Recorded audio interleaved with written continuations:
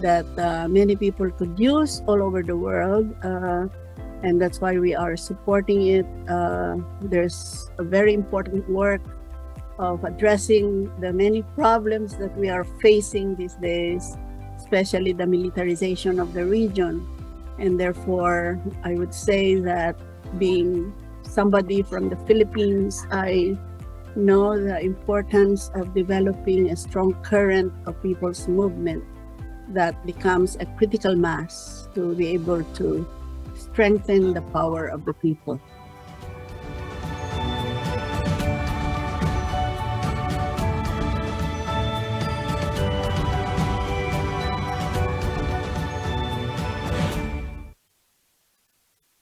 Hello everyone, my name is Patricia Ako from Nigeria.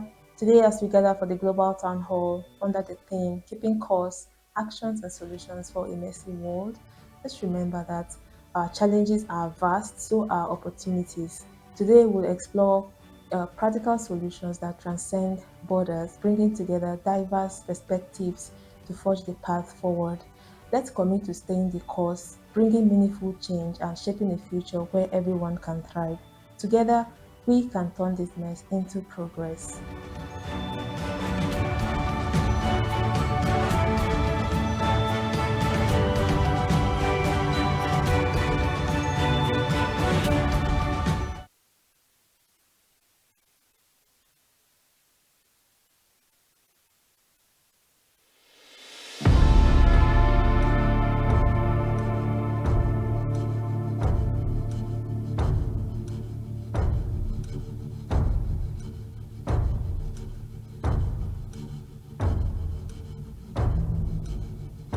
Akan selalu ada rintangan saat memulai langkah.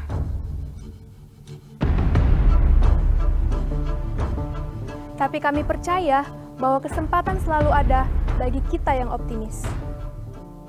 Iya, optimis mengubah kesulitan menjadi kesempatan. Tahun 2045 bukan sekedar 20 tahun bertambah usia kita, tapi kitalah yang memimpin bangsa Indonesia. Hari ini adalah penentu masa depan untuk kita, untuk keluarga, juga untuk bangsa kita. OSC memberikan kemudahan kepada kami untuk mendapatkan kesempatan melanjutkan pendidikan di kampus terbaik.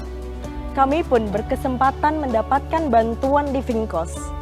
Terima kasih OSC. Saat ini kami bersama jutaan pemuda lain siap menjadi generasi yang unggul dan berdaya saing untuk wujudkan generasi emas di tahun 2045. Kami bisa, dan kini saatnya kalian. Mari bergabung bersama Surya Edukasi Bangsa Foundation dalam melahirkan generasi unggul melalui pendidikan yang merata dan berkualitas.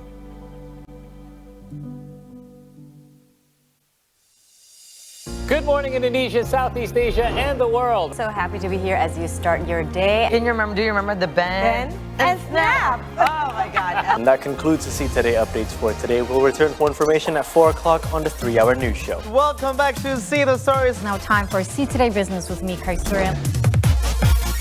Come see the beauty, only on See Indonesia. Dari Madrid, saya stay 1 malam, terus besok paginya saya naik kereta ke Granada. Eventnya diselenggarakan di Granada, Spain. Sebelumnya saya memang sudah hampir 6-7 bulan latihan. Mudah-mudahan saya bisa selesai dengan baik. Itu harapan saya. Kita berjumpa lagi di konten ngobrolin tentang Nusantara. Spot C, kedatangan very special VIP guest today. Kan udah ditanya juga di situ. Jangan ini kan beda acaranya. Back to the topic, guys.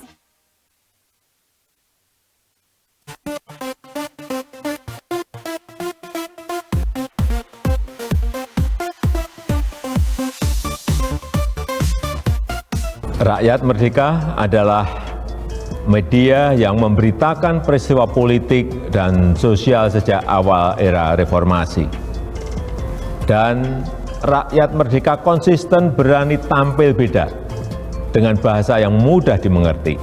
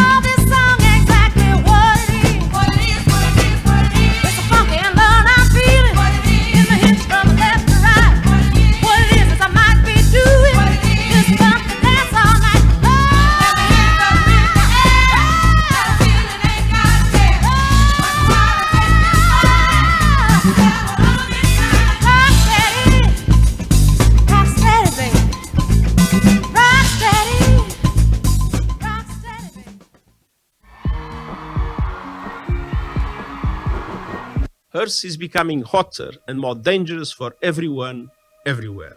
Billions of people are facing an extreme heat epidemic, wilting under increasingly deadly heat waves, with temperatures topping 50 degrees Celsius around the world. That's 122 degrees Fahrenheit and halfway to boiling.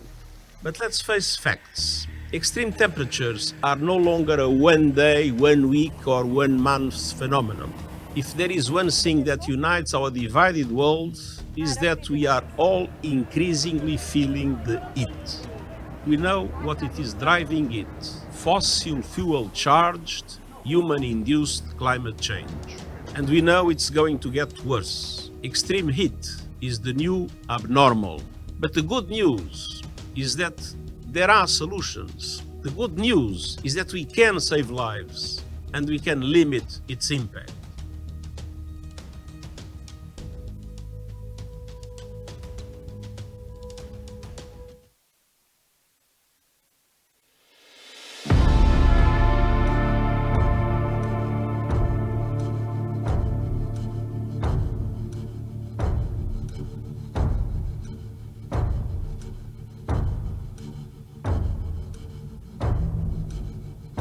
Akan selalu ada rintangan saat memulai langkah.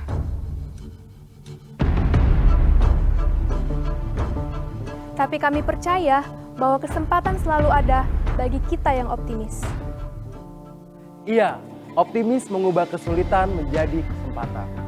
Tahun 2045 bukan sekedar 20 tahun bertambah usia kita, tapi kitalah yang memimpin bangsa Indonesia. Hari ini adalah penentu masa depan untuk kita, untuk keluarga, juga untuk bangsa kita. OSC memberikan kemudahan kepada kami untuk mendapatkan kesempatan melanjutkan pendidikan di kampus terbaik. Kami pun berkesempatan mendapatkan bantuan living cost. Terima kasih OSC.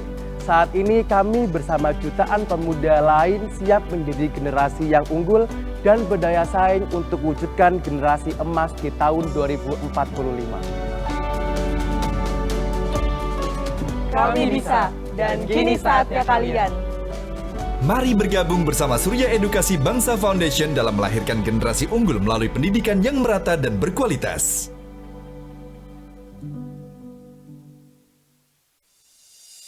Good morning, Indonesia, Southeast Asia, and the world. So happy to be here as you start your day. Do you remember the bend? And snap! Oh my God. And that concludes the See Today updates for today. We'll return for information at 4 o'clock on the 3-hour news show. Welcome back to See the Stories. Now time for See Today Business with me, Surya.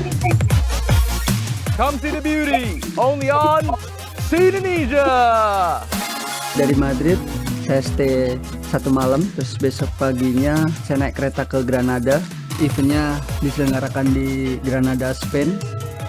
Sebelumnya saya memang sudah hampir 6-7 bulan latihan. Mudah-mudahan saya bisa selesai dengan baik. Itu harapan saya. Kita berjumpa lagi di konten ngobrolin tentang Nusantara. Spot C kedatangan very special VIP guest today. Kan udah ditanya juga di situ. Ya kan ini kan beda acaranya. Back to the topic, guys.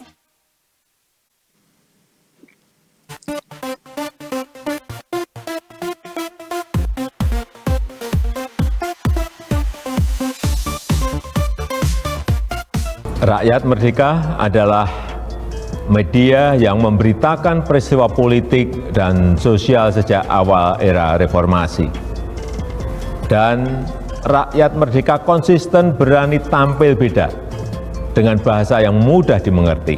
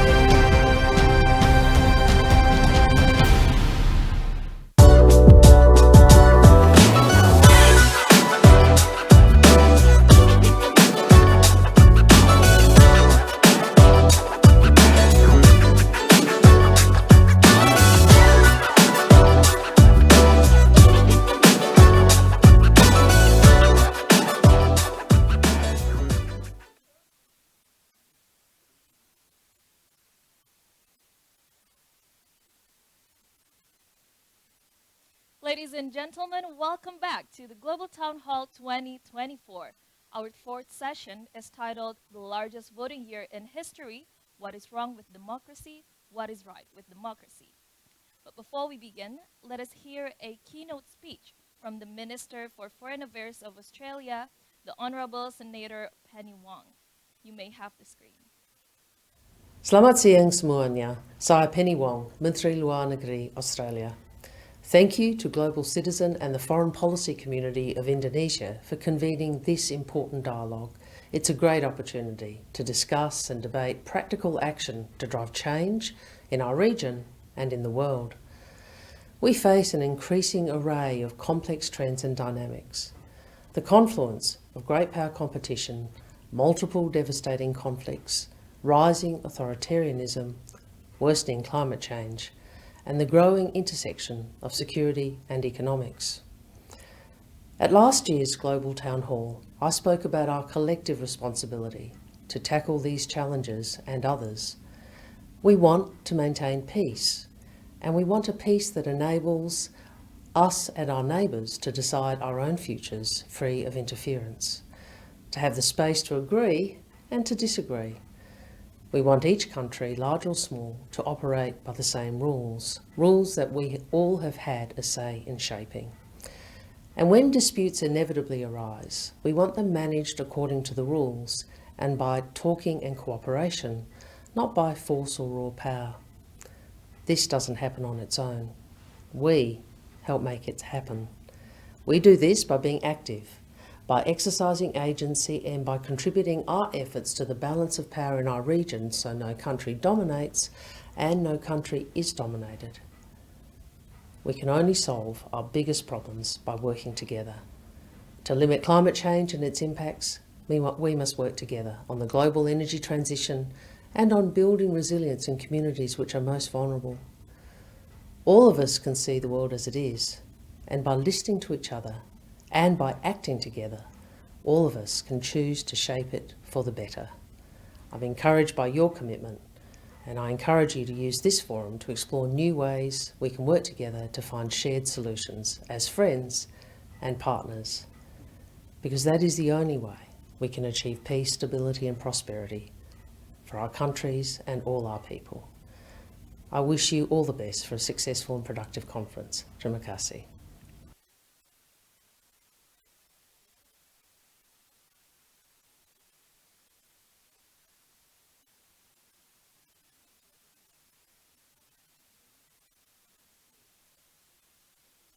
Thank you, Honourable Penny Wong. And now, without further ado, we invite the moderator of this session, Heather McNabb, the Youth Media Lead at Foundation for Young Australians. Heather, the floor is yours.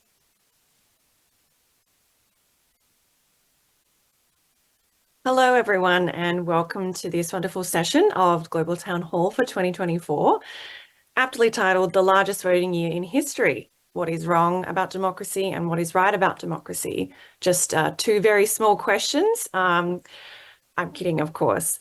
So my name is Heather McNabb. I run the Foundation for Young Australians Youth Media Centre. I'm dialing in from Sydney's Inner West in Australia. And I'd like to acknowledge the traditional owners of the lands that I live on, the Gadigal and the Wongal peoples, and acknowledge that any discussion of political structures must centre the voices and experience of First Nations peoples around the world. I'm lucky enough to be moderating what will be a fascinating and timely discussion, I'm sure.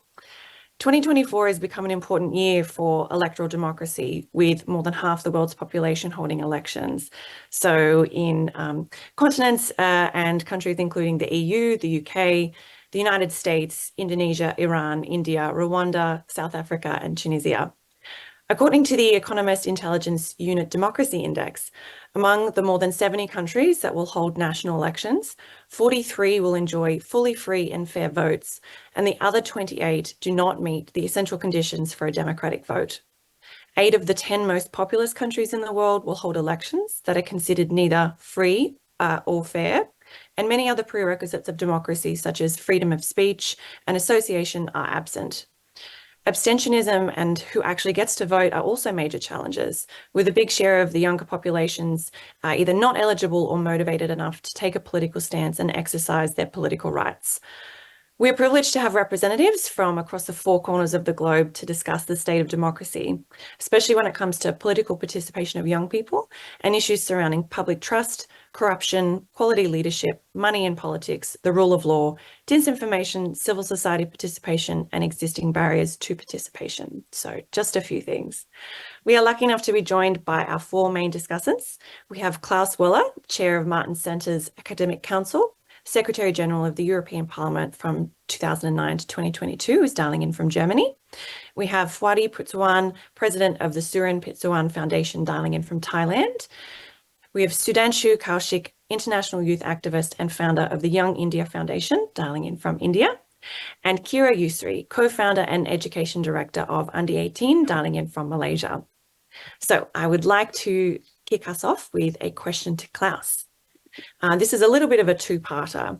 So as I mentioned in my introduction, reports on global democracy have shown a decline in democracy around the world. I'm wondering whether you think what has caused this trend to be a global phenomenon, and given also that we have half the world's population going through or about to hold national elections, do you think that there are emerging trends that you're seeing both perhaps within Europe or the world more globally? And do you think there's any signs of improvement, or are you seeing a further decline?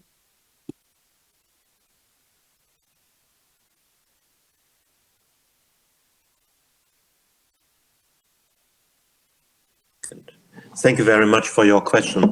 If you're asking for the global reason, I believe the real background is that we are moving from the post-1991, after the collapse of the Soviet Union, US-led world, to a world which is more equally dominated by the United States and China.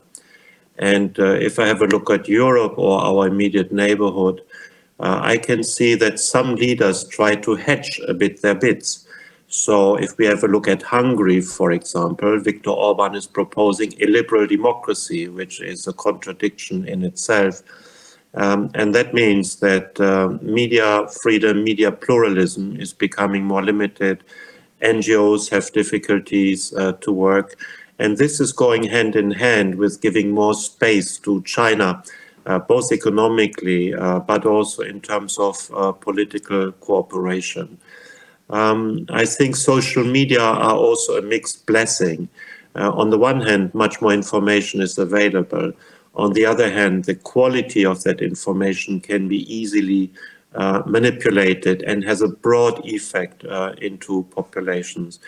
And thirdly, and at least that's true, I think, for Europe, we see a kind of revolt of the lower middle class who feel that they haven't profited from globalization as much as those who are better educated. Thank you. Yes, I have an interest in youth media myself, so I think that that's a really good point. I might move on to Sudhanshu and ask a question. So you represent and actually founded the Young India Foundation. Can you tell us a little bit about how that process was carried out, and maybe how your foundation hopes to increase participation of young people in politics in India? I'm particularly interested in hearing about the barriers that you still see that preventing young people from getting interested and participating in politics, not just in your own country, but also maybe around the world. If you could speak to that a little bit.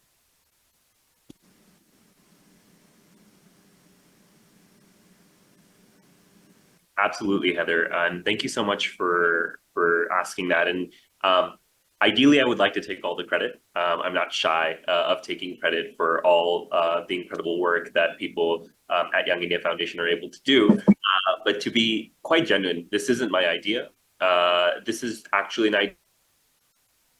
About 7 to 8 years ago, I was doing a little bit of research for my book and my thesis, and which required me to go to rural areas of India and kind of started talking to people. And talking to people turned out to be events, and my Hindi is quite terrible, but the need and the gaps of youth political participation. And in one of those meetings, someone comes up to me right afterwards, and in Hindi he says, भाषण तो अच्छा दे लेते हो, मगर हमारे लिए क्या कर सकते हो? Which roughly translates to, you speak well, but what can you do for me?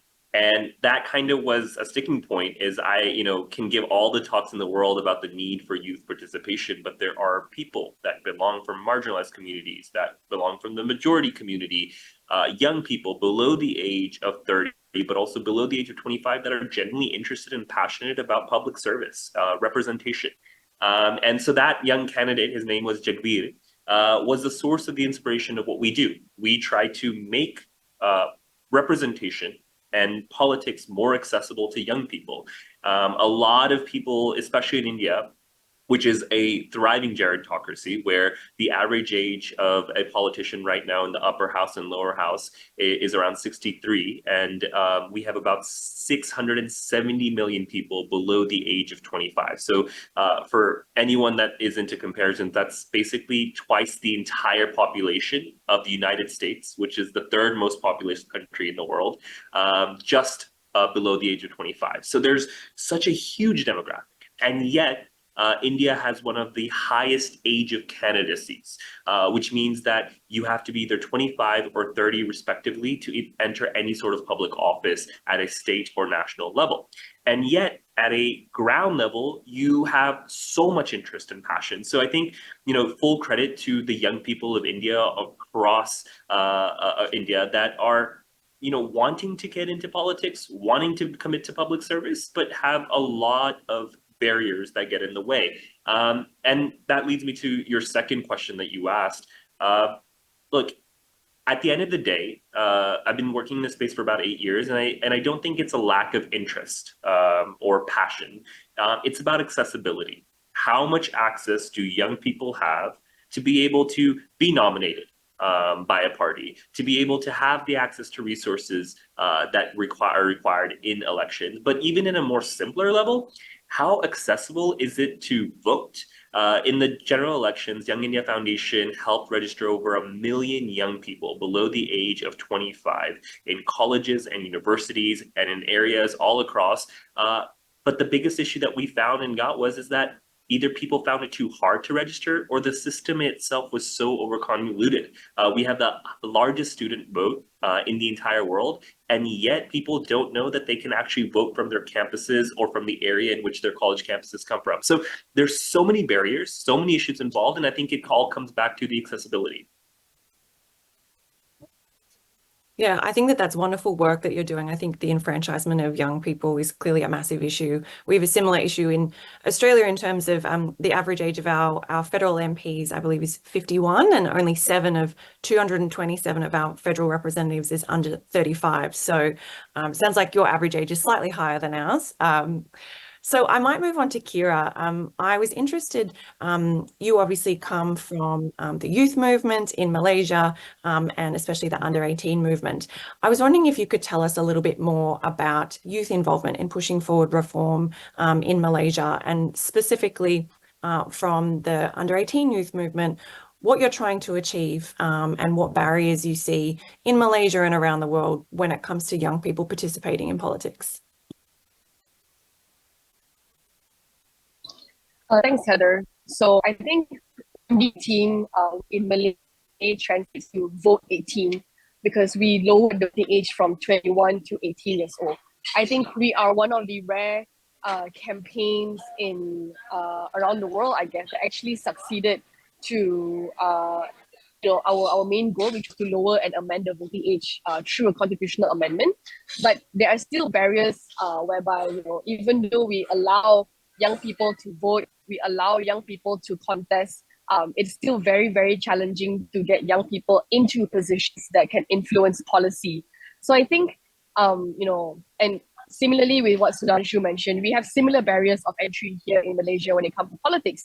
And I want to add on that I think especially in the Southeast Asian context, we also have a culture of feudalism in our political culture, political system here, whereby, if you want to rise up, you want to be selected by your party to be a candidate, you have to be someone like someone at a higher level within your political party. And to get there, you would have to get through political patronage. You would have to be connected to powerful families. I think, political dynasties is a common issue here in Malaysia. I think in Malaysia, Thailand, Indonesia, Southeast Asia overall, I think very recently in Indonesia, it's a massive problem as well, where young people in Jakarta was fighting back because of political dynasty issues and how powerful leaders abuse their position and their power to make sure that their families and their people around them would remain in power.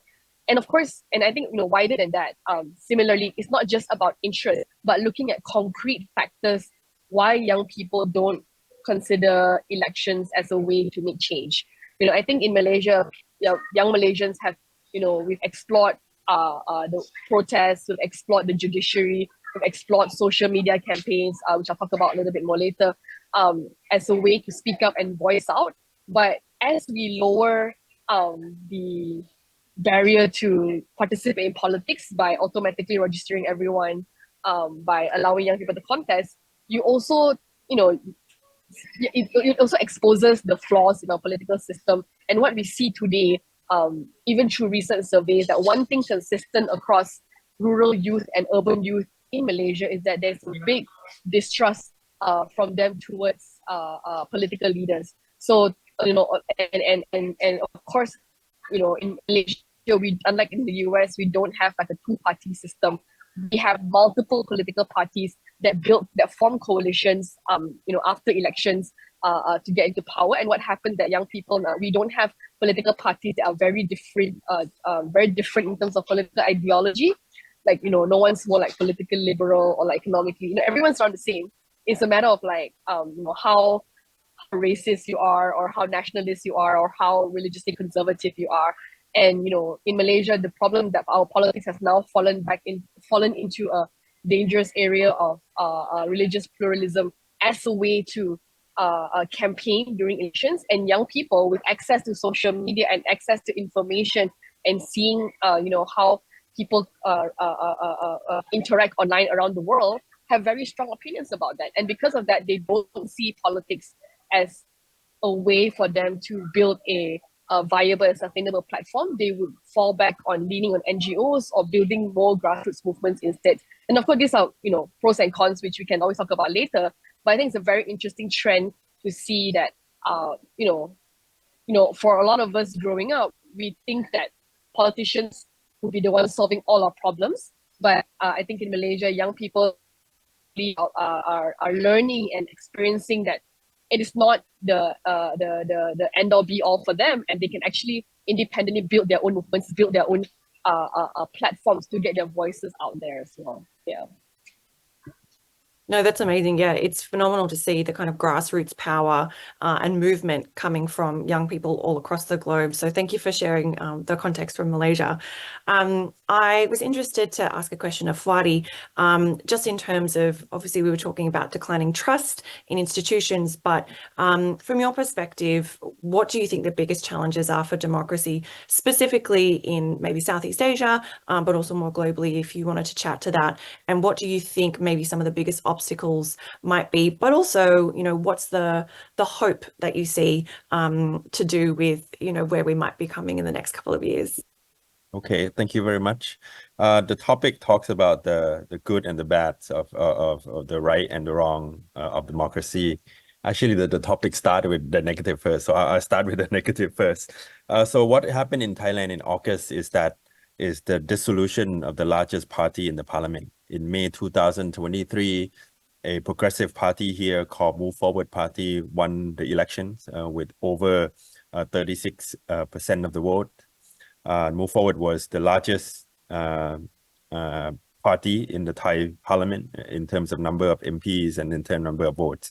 But on August 7, Move Forward was dissolved, citing an attempt to overthrow the monarchy, because one of the platform of the Move Forward Party was to amend the Lèse Majesty law, which is very sensitive in Thailand.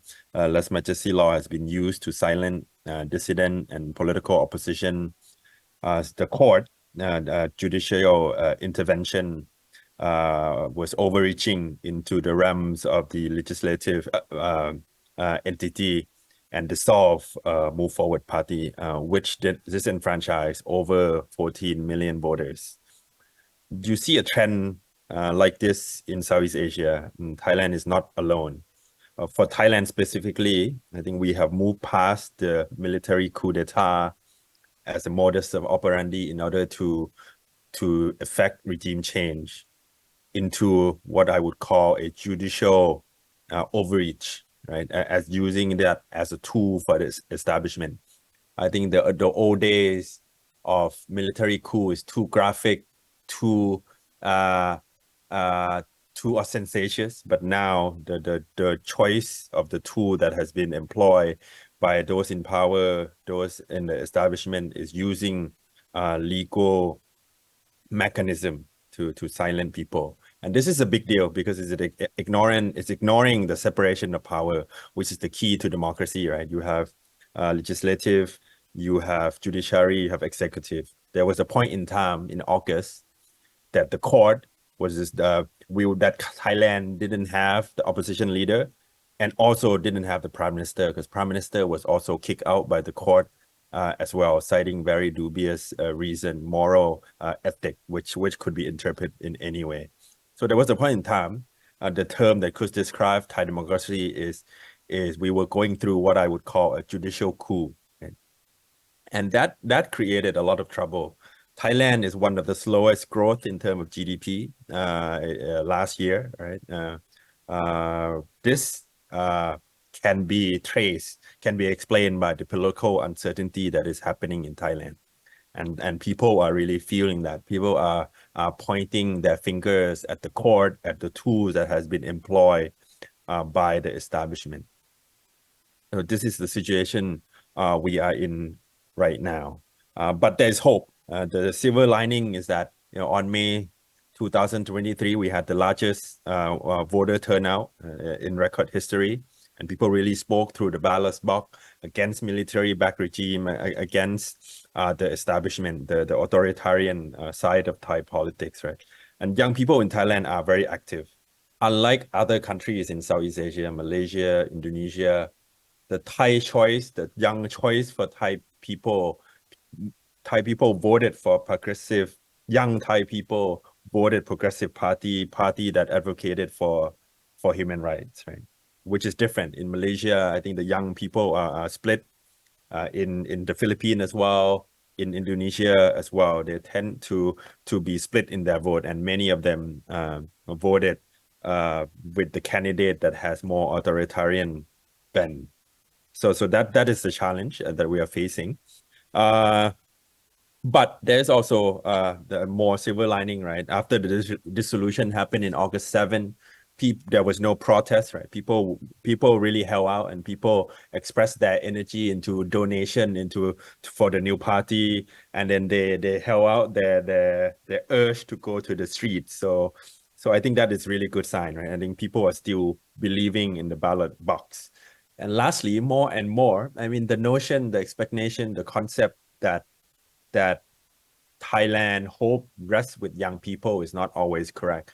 Of the 14 million votes that voted Move Forward Party, the Progressive Party, I think at least about 3 to 4 million were the Burkean, what I would call the Burkean conservative. So more and more, the conservative, the rational, the reasonable conservative are aligning with young people, and they're fed up with the status quo as well, and have voted or will vote progressive parties in the next election. So you see this negative, but there's also hope in Thailand as well. Yeah, thank you.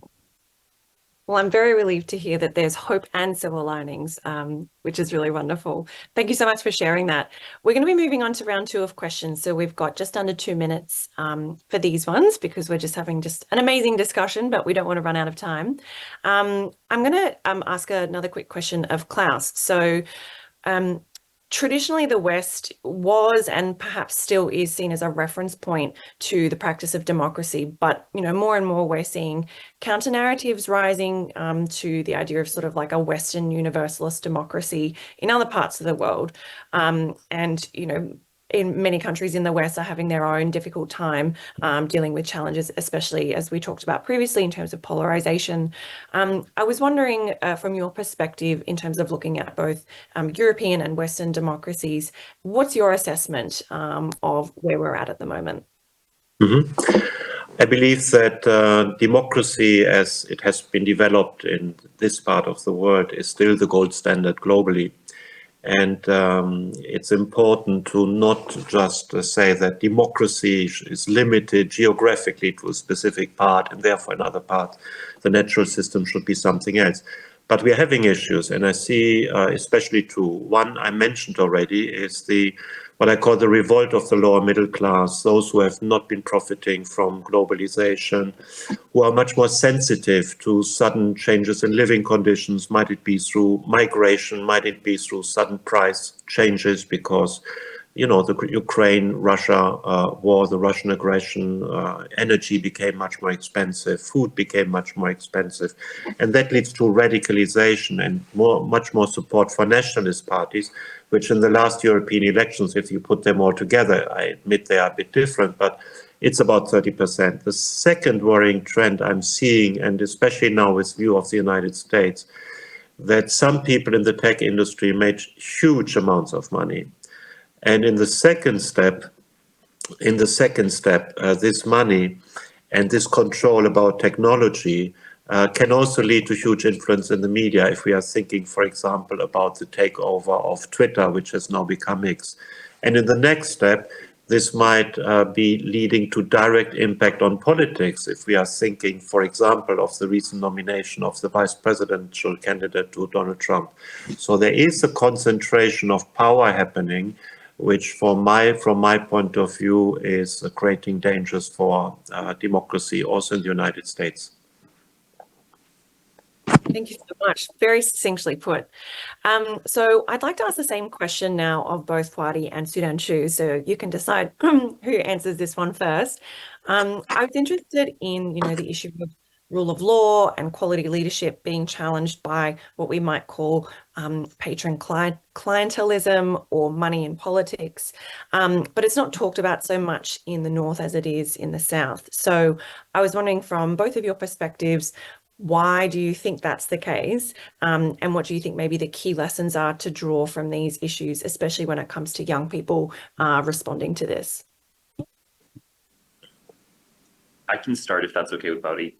I think there's two perspectives when you think about answering this question. The first and foremost, I think, especially with a lot of our own candidates that we've helped, below the age of 25, the idea of kind of like this patronage clientele system, is it truly negative all throughout? And what I mean by that is like the concept of samaj or community in India is so prevalent. And a lot of the activism that first takes place, especially what we see from young people coming out to become public leaders, sources itself from their community, whether it's their caste, whether it's their linguistic identity, whether it's their village, or whether it's their region. Sometimes you have, people that become state and national leaders at a very young age that actually are sourced from their activism days based off of a specific caste. So it's really hard to, and of course, when we think about these things, we're quick to be a little kind of dismissive, or it's purely negative. But from what I've seen, there are so many young leaders that do not get the space from a party, that are not given the benefit or the credibility from the media, that are able to maintain and increase their image, their reputation, and do a lot of work just from the source of, what caste they belong to, or in cases, what religion they belong to, the linguistic identity. That being said, I also think it's interesting because I feel like when we talk about access to politics at the end of the day, and like, as you said, elections have been going all over, the conversation about voting and voter disenfranchisement actually exists more in the States than it does in my example, or in what I've seen in India. We don't talk about voter disenfranchisement in India. We just talk about how we're the world's largest democracy. Where else in America and the States, there are constant communications, there are conversations that are taking place and expanding the electorate. In fact, in India, we do the opposite. We're trying to restrict, and we create these barriers that happen. So I think that, there's different aspects of how to answer that question, and none of them are actually truly the right way to say it, because they're both sides of the coin.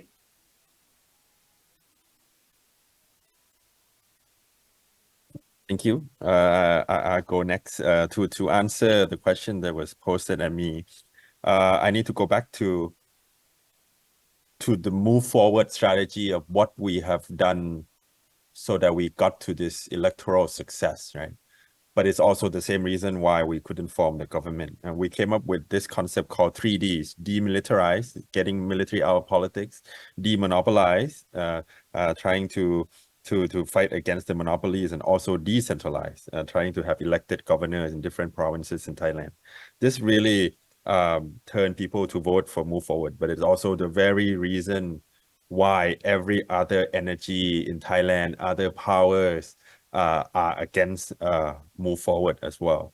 So the fact that these issues are really happening in Thailand and institutions fail and the court is not the hope, that's the reason why young people are speaking out against talk about this issue very, very openly.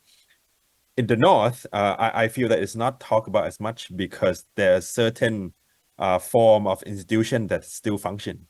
In Thailand, competitive and antitrust law have never really been enforced. There are certain foreign companies that are thinking about investing in Thailand. They told me that, we don't know if we get into a joint venture with a Thai company and we use Thai law and we have to sue them, whether we can actually really win or not, even if we are in the right. So there's this question of institution, of lack of trust in law. Law is being used to rule, right? Rule by law instead of rule of law. And this is creating a lot of momentum against those in power, against those in the establishment. And I don't think you see as much of that in the North because there are certain level of trust in the system, in the institution, in the court that still give some hope to the people, I think. Yeah. Well, thank you. I think that's an important distinction between rule of law and rule by law. So very quickly, Kira, I'd like to ask a question of you. So when it comes to technology and AI, and especially issues to do with disinformation or information control in terms of algorithms and cybersecurity threats, these have all posed new challenges to democracy in the digital age. I was wondering from your perspective how you think we should safeguard democracy in the digital age, and on the other side of the coin, maybe from your experience, how significant has technology played in actually pushing forward reform? Yeah, thanks. I think it's very hard to do this in 3 minutes, but we'll try. I think safeguarding democracy is always a delicate balance for institutions like government to have, right? It's the immense responsibility to, in their perspective, protect the people from what's online and what they perceive online harms to be, and at the same time, ensuring that freedom of expression is protected. And then without going too much of the academic discussion around it, I'm just going to give one example. In Malaysia right now, the government is trying to impose a social media licensing platform regime where getting platforms that have a minimum of 8 million users, such as X, Meta, Telegram, to TikTok, to register to get a social media license without actually revealing, not just to the industry, but to Malaysians what the requirement to comply would be. So, and I've sat in some of these consultations with our government, and there's been conversations around content takedown, kill switch. Whenever there's a content regarding the 3Rs, unlike in Thailand, this 3R is not a strategy, but it's a combination of issues we cannot talk about in public, which is race, religion, and royalty. And the government, is using this this licensing regime to regulate platforms. And this is, one of the simple answer for many people to hear. How do we protect general public from misinformation, disinformation? Is to regulate these platforms, hold them accountable. But I think there is a delicate line between regulating them, in an excessive manner, rather than holding them accountable. So from our side, we're trying to push a multi-stakeholder approach where proposing an oversight committee where it's not just the government deciding what content is allowed online, but it is, whenever if there's a complaint, platforms will have to be referred to a committee where it's made up of civil society, government, industry. If it's about child safety issues, can we get advocates for children in this board to talk about the issues rather than just, going after platforms arbitrarily, which is what has been happening in Malaysia as well. Even today, for example, just today, the government has announced that internet service providers must redirect DNS to through the government servers rather than, so companies like Cloudflare, Google, they're all affected. And I think what the government don't seem to understand is that this can also backfire on them later on, right? Because whenever you install a regulation or regime that is restrictive or is and silent dissent, it will backfire on you when you go out to campaign later on, and if in the occasion that you lose the election and you are the opposition and you have lost your power. So I think it's very important for the discourse to be talking about a strategic balance when it comes to managing and looking at platforms, looking at technologies, because you don't want to stifle innovation or stifle freedom of expression for the sake of solely preventing misinformation or solely for the protection of others without consideration that, for young people, social media is how we speak up. Social media is how we point out abuse of power. Social media is how we make our voices heard in, whether there's elections happening or not. I think it's a very, we cannot call ourselves a democratic country if, we are consciously trying to stifle the platforms that citizens are using to speak. And we cannot expect, people to only attend or have meetings with the MPs to raise issues that they care about, and I think that's one of the, an area of concern that, democracy activists are looking at in Malaysia right now. While we welcome the innovations, and there's also so many ideas, innovation, that young people are using technology to enable their solutions, the government must be prepared to also mitigate the risk while leveraging on these opportunities without risking freedom of expression or freedom of speech. Thank you. Yes, it's a very big topic to tackle in just a couple of minutes. So I appreciate that you covered a lot there. So we're going to be moving on. We have another couple of fabulous discussants joining us. Each of them we're actually going to keep it to a strict 3 minutes, just because we've been having such a great discussion. We are running a tiny bit over time. So I would like to invite each of our additional panelists to jump in and provide either their response or perspective from their own area of expertise. And if you wanted to introduce yourself and the role and capacity in which you are representing, that would be wonderful. And then we're going to wrap up strictly just after 4:30 p.m. So I might kick us off with Dr. Khalil. Would you maybe be happy to start our discussion? Thank you, Heather, and thanks for EPCI for this very interesting virtual conference, and I really enjoyed the discussions. Well, in Iran, we faced the shocking helicopter crash of the president and death of president, and it was a very difficult time for the whole country.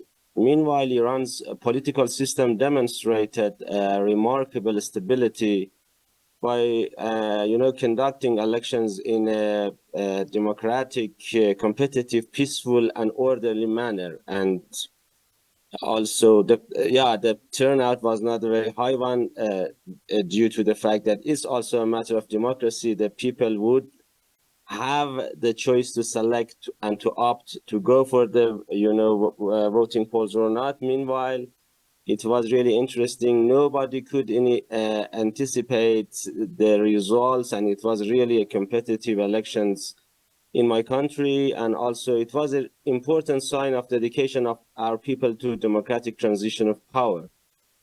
And President Pezeshkian, he ran for office on a platform of reform, fostering national unity, which was his important narrative, and also constructive engagement with the world. And, Iran parliament also approved the president's entire cabinet, which was the first case since 2001, which was also important, important in terms of change in the power equations in Iran, as well as in the mindsets of the politicians and decision makers. So it's really a very dynamic society, and also the role of the youth also important in this election as well. with regard to the results. I don't have much time. I only want to also refer to, our very interesting topic of the largest voting year. What is important, and important question is that all these elections, how much they have contributed to the peace in the world stage. Important questions. Elections by itself is important and fundamental norm among us as human beings, one of the most maybe important achievements of the entire history of the humankind. Meanwhile, what is really concerning is the fact that we are facing the erosion of global norms in the same time. Even, we have, as you just mentioned, Heather, we are facing with the very polarized narratives between different blocks of powers or maybe the global north and global south, maybe global east as well. And even we are facing, or maybe at the, it's really concerning that we are maybe facing normative collapse as well as a humanitarian collapse out of some developments in part of the world, including what has happened in Gaza in last 10, 11 months. So it's really a big concern for all of us. And if we are really concerned about democracy, if we are concerned about international norms and regulations, which are any fundamental for the global order, we need to also be thinking or rethinking and revisiting what is going on and what are really necessary to do with regard to the the global norms and regulations, which are fundamental for the global order and for the global system as well. And those countries who are maybe really or by self-prophecy are advocating or are founders of the international norms and regulations and the rules-based order, they need to be even more concerned about the situation. So I hope that as a common concern among all of us, let's think about it and rethink about it and find solutions for that, as we are, let's say, those people who are supposed to think and to give good advices to the politicians. Thank you. Thank you. Yes, I'm sure sage and wise advice is something that all politicians hope for. I might like to pass it over to Patricia Okor, who's the Executive Director at Oyanu Global Care Initiative, who's dialing in from Nigeria, for their response. Thank you very much, Heather. And I want to say thank you to all the speakers. You've spoken excellently. And from listening to the conversation, it shows that there are a lot of similarities in terms of democratic challenges around the world. I would like to touch on Nigeria's democracy situation. Since the transition from military rule to civilian rule governance in 1999, Nigeria has made significant strides in building, a democratic institution. However, there are several issues still affecting us today. Issue of electoral inequality, impunity, corruption, insecurity, ethnic and religious division, and so many other things. But despite all these challenges, Nigeria's democratic is very, very resilient with a vibrant civil society organizations. The NSAS movement of 2020 was a really significant movement. It shows the unity between the young people, and even the current End Bad Governance movement was very, very significant.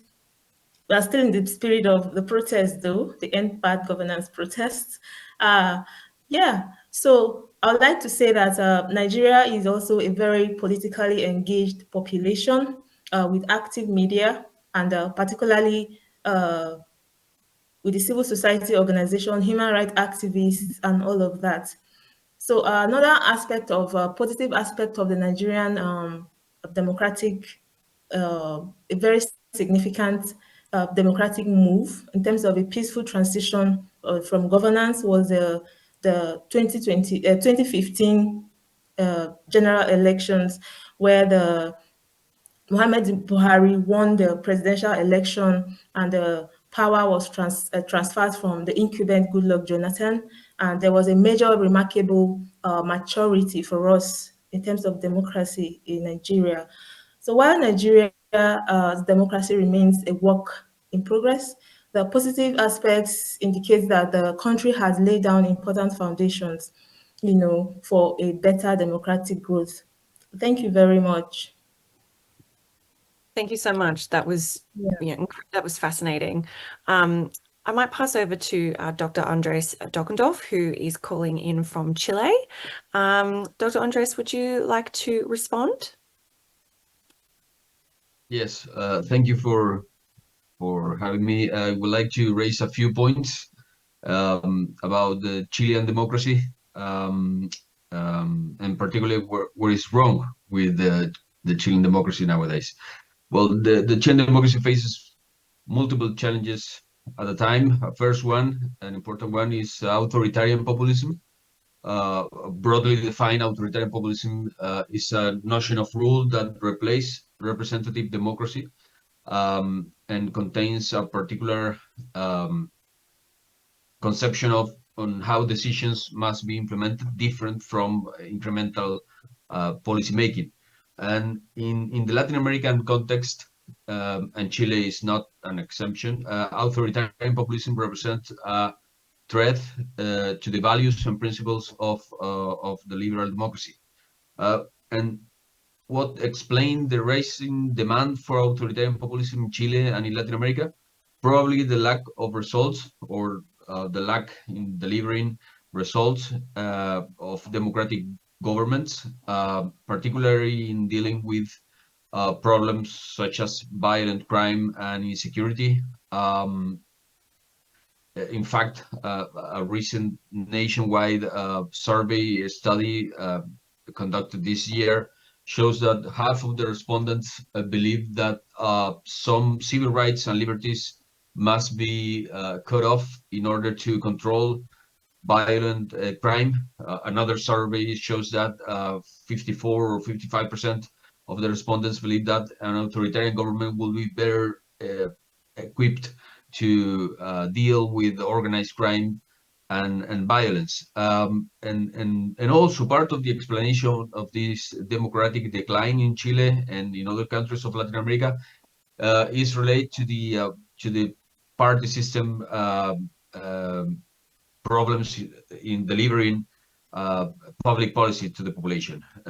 In recent years, the connection of the party system to the population has been eroded, and partisanship collapsed within, particularly within the younger sector of the population. And according to several public opinion studies in Latin America, a marginal sector of the population identified with the political parties, and equally problematic, a growing number of Latin Americans and Chileans do not place themselves within the left-right scale. Another factor is corruption, which is also affecting the way how Latin Americans and Chileans identify themselves with democracy. And a third factor is the constitutional item. For the last 5 years, Chile in particular has been going around in circles around the constitutional problem, and this is something that is going on in other Latin American countries also. Latin America is known as the land of constitutional rewrite, so which illustrate the problems associated to the assumption that changing the constitution permanently will solve all the problems of the political system. So in sum, Chile is facing different challenges related to democratic governance, and also with regard to the constitutional design. Thank you so much. No, that's incredibly interesting to hear the perspective from Latin America and Chile specifically. And just quickly, we're going to go to Dr. Riccardo Alcaro, who is dialing in from Italy. Please take it away. Yeah, thank you, Ada. And thank you also for the organizer for giving me the chance to contribute to this quite interesting and timely debate. So I don't have much problem, and I'm So let me jump in the discussion immediately. I mean, we've been talking about populism, and Khalil before mentioned how the combination of populist, nativist, nationalist, and ultimately illiberal political discourse is debasing democracy and is also having an effect on international politics, on global norms, on global security. And I think in this respect, the experience of Italy's right-wing government led by Giorgia Meloni might be pretty interesting to you guys, because when Meloni, who heads a right-wing coalition made up of 3 parties, of which the 2 biggest parties are right-wing, there is only one smaller center-right, more mainstream party in the coalition, came to power in September 2022, liberal alarm bell went off in Europe and also in America. Even Biden mentioned that with great concern. But then all these concerns disappeared because Meloni has actually been following a quite mainstream, center-right mainstream foreign policy. She has shown moderation everywhere, anywhere, and most importantly for her European peers and the United States, she has been supporting Ukraine.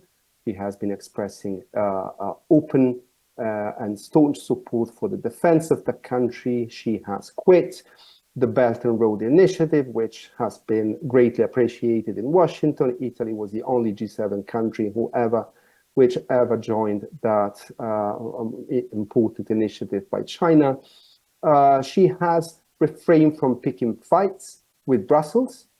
She's actually been quite pragmatic. So pundits were sort of mystified, and they started to believe that Meloni is the promise.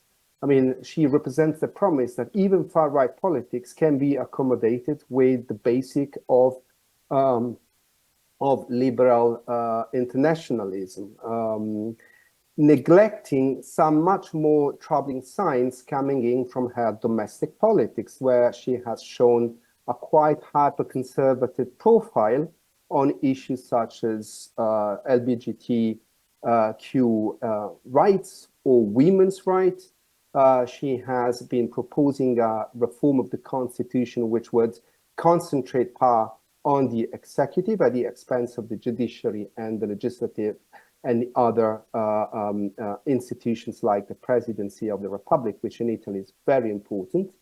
And most importantly, she has been reducing media freedom, so much so that the European Commission has come out with a report strongly criticizing the Italian government for that.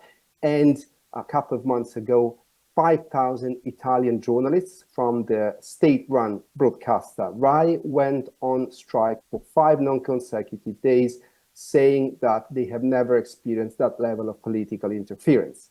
So does it mean that populist, nationalist, nativist politics can be radical at home or hyper-conservative at home, but moderate abroad? I'm not entirely sure about that. Meloni's moderation in foreign policy is also a reflection of 3 constraints she has been facing. One is the need of Italy for EU cash, which the EU has been transferring to Italy in the framework of a recovery plan the EU agreed upon in the wake of the COVID lockdowns induced economic crisis, of which Italy was one of the main victims in Europe. The second was that Meloni did not have a strong competition amongst other EU governments in the far right, and she wanted to credit herself as the new leader of the new right. And finally, and most importantly, Meloni had to deal with a strongly Atlanticist liberal US administration in Washington, the Biden administration. All these 3 conditions may vanish in the future. EU cash will dry out. Other far-right movements may come to power in more important countries in the EU than Italy. France is the main case in point. And finally, you may have a return of Donald Trump to the White House, and that would entirely change the policy opportunity structure of Meloni, and I have to say, of many other far-right political movements in Europe, which would feel emboldened by Trump's victory.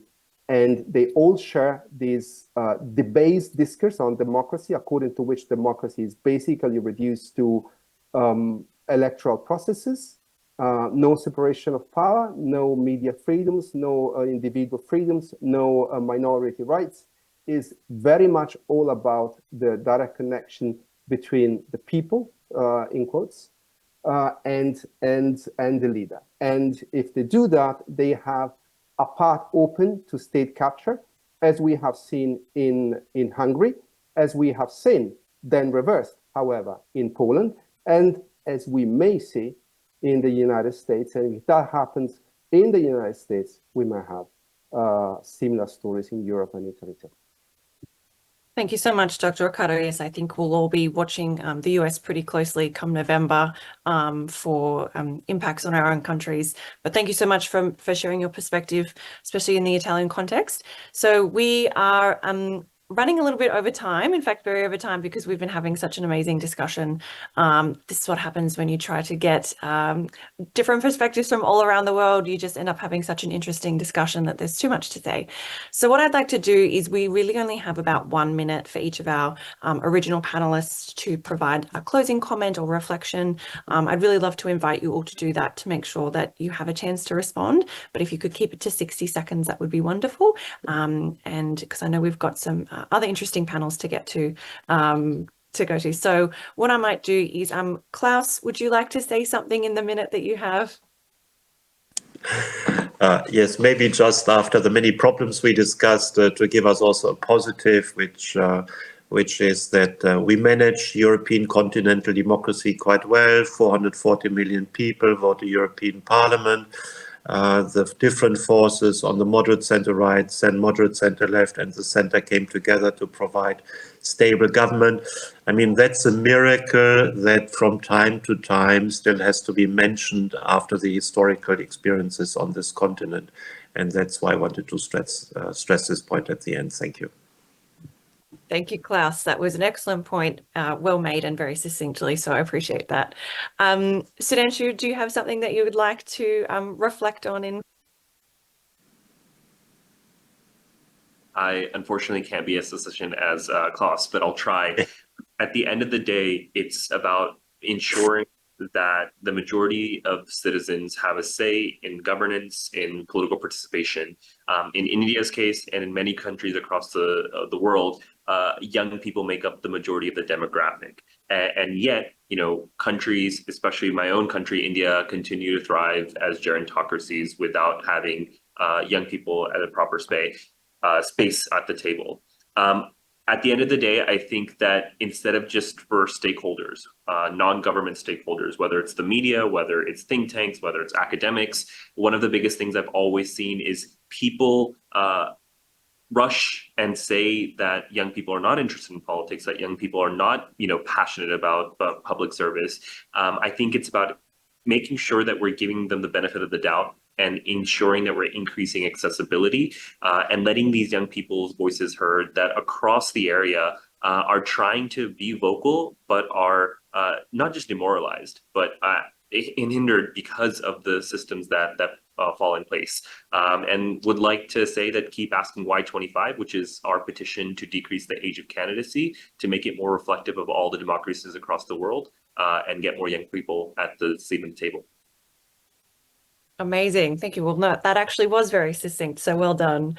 Kira, do you have something that you would like to say in response and in closing?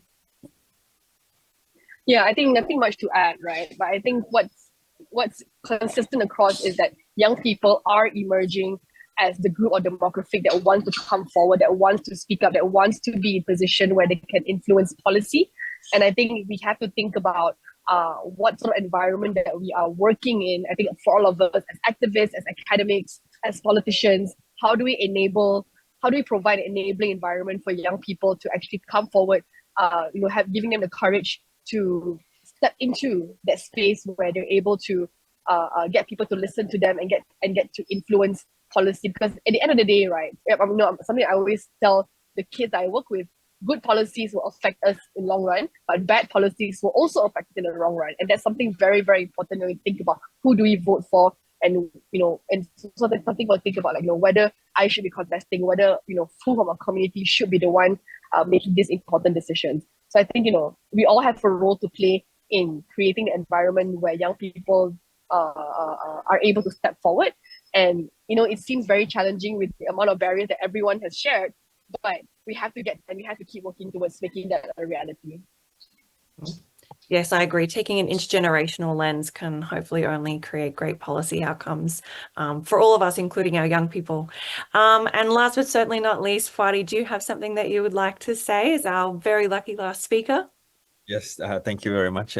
In some sense, Thailand, there's some hope in Thailand, right? I think the young people here do have voices, have expressed their voice through ballot box, but also the fact that it has been suppressed to go further than that, right? I think that is the challenge, and we need solidarity from all of you as well to provide that space, to help protect that space.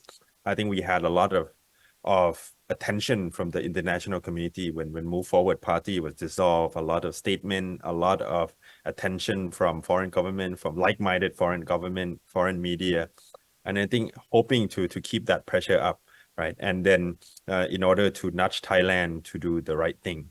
And I think now, the mission of young people, what we're trying to push for in Thailand is this concept that, you all may be familiar with, called enlightened self-interest, right? The Alexander de Tocqueville of like that if you associate, you help other people, because at the end of the day, it helps yourself. And I also speak on this issue, not just for Thai people, but also our Burma friend, our friends across our border in Myanmar, who are in a much worse position than we are. So the young people here are also opening up and trying to create safe space for those refugee and asylum seekers here too. So the work is not over. So hopefully with all your support, with the world being right turn, I think it's a lot to ask for, right? I mean, but these progressive idea, this opening up requires a deliberate self, telling that we need to overcome it, right? I mean, we tend to close off when new ideas come in, but deliberately trying to overcome that, opening up to talking more to young people, to immigrants. I think that is very important. Thank you so much. No, that's a really great note to end on. The idea of thinking globally but acting locally, as I know you're all doing in your own regions, your own countries, and in your own communities and movements. I'd like to thank absolutely everyone for listening in. Thank you so much to all of our panelists, both those who kicked us off and also those who provided responses. I know I've learned a lot, and I'm sure everyone watching has too. Thank you so much for your insights and your expertise. I'd just like to point out that there is a QR code. So if you are watching in at home, if you'd like to scan that, there's some resources there that you might like to have a look at if you're a young person or know a young person, which most of us do, and interested in getting people involved in civic engagement. Thank you so much again. It's been a privilege to hear from you all, and I hope you'll stay around for the next session. So thank you so much again to all of our panelists, and I hope you all have a lovely rest of your day or evening, depending where you are in the world.